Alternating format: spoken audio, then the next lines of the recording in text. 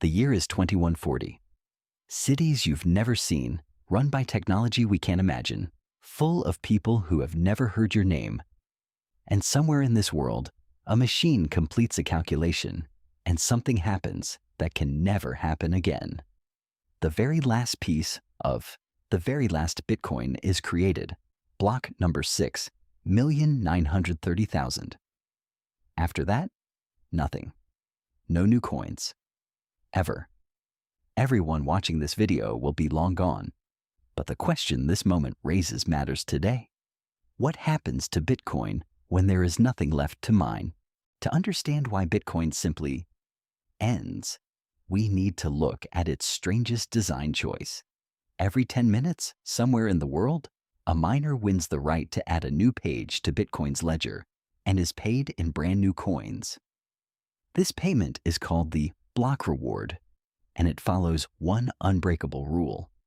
Every 4 years, it gets cut in half. In 2009, miners earned 50 Bitcoin per block, then 25, then 12.5. Today, it's just over 3. Keep halving again and again, and the reward shrinks to 1 Satoshi, the smallest unit, and then, around the year 2014, to 0. Bitcoin is the only money in history with a built-in last day of production. Gold doesn't have one. The dollar definitely doesn't have one. And that was the whole point. Money that nobody, not even its creator, can ever print more of. But hold on. Those miners aren't volunteers. They run warehouses full of computers, burning real electricity, because the block reward pays them to. Mining is what keeps Bitcoin secure. The more honest computing power protects the network, the harder it becomes for anyone to attack it or rewrite its history. So here's the trillion-dollar question, literally. When the block reward hits 0, why would anyone keep mining? If miners leave, security drops. If security drops, trust drops. And money without trust is just numbers. This is called the security budget problem. And it is the most serious long-term question Bitcoin faces. Critics say it's a time bomb with a 100-year fuse. So, is it? Here's what most people miss. Miners already earn a second income. Every Bitcoin transaction includes a small fee, a tip that says, "Please include my transaction in the next block." Today, fees are a side dish, usually just a few % of what miners earn. But Satoshi planned for this from day one. Buried in Bitcoin's original code is the idea that fees would slowly replace the block reward, like a child gradually taking over the family business.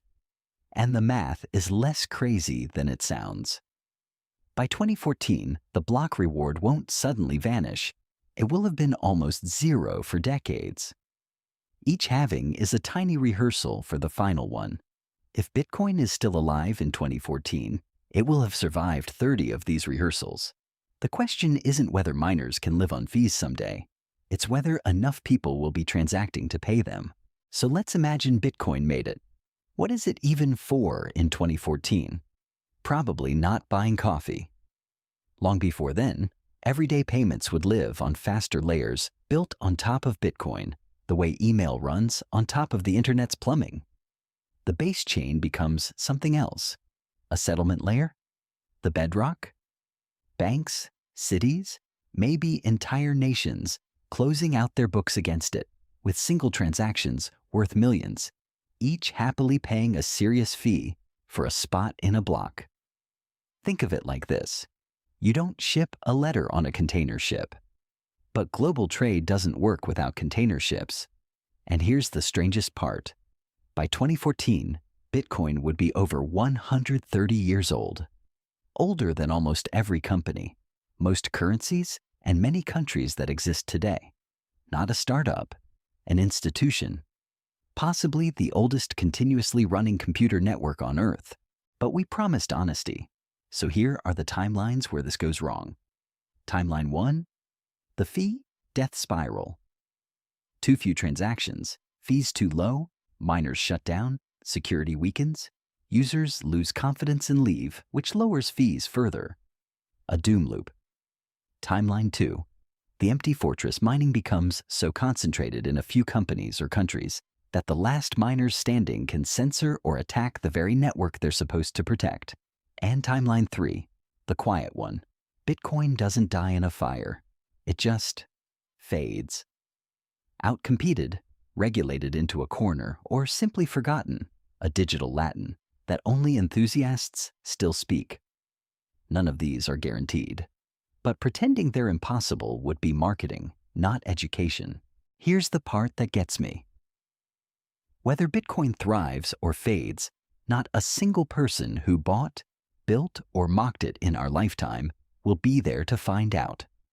The last Bitcoin will be mined by machines we haven't invented, watched by people who haven't been born, in a world we wouldn't recognize. Every coin moving in 2014 will have passed through generations of hands, saved, spent, inherited, lost, rediscovered. We are not really Bitcoin's owners. We're its first chapter. And maybe that's the real experiment. Humans have never built a money designed to outlive everyone using it. Cathedrals took 200 years to finish, and the workers who laid the first stones knew they'd never see the roof. Bitcoin is the first time we've tried that with money. So, what happens when the last Bitcoin is mined? Honestly, nothing. And everything. No alarms will sound. Fees will have carried the network for decades, or the network won't be there to care. The real answer is that 2140 isn't a deadline. It's a finish line for the only promise Bitcoin ever truly made. 21 million, and not one more. Whether that promise turns out to be humanity's most elegant piece of financial engineering, or its most elaborate museum piece, is being decided right now by us in Chapter 1. If you want to know what a single Bitcoin being worth $1 million would do to this story, watch this video next. And tell us in the comments, do you think Bitcoin sees the year 2014 or not? Be honest. The comment section is a time capsule now.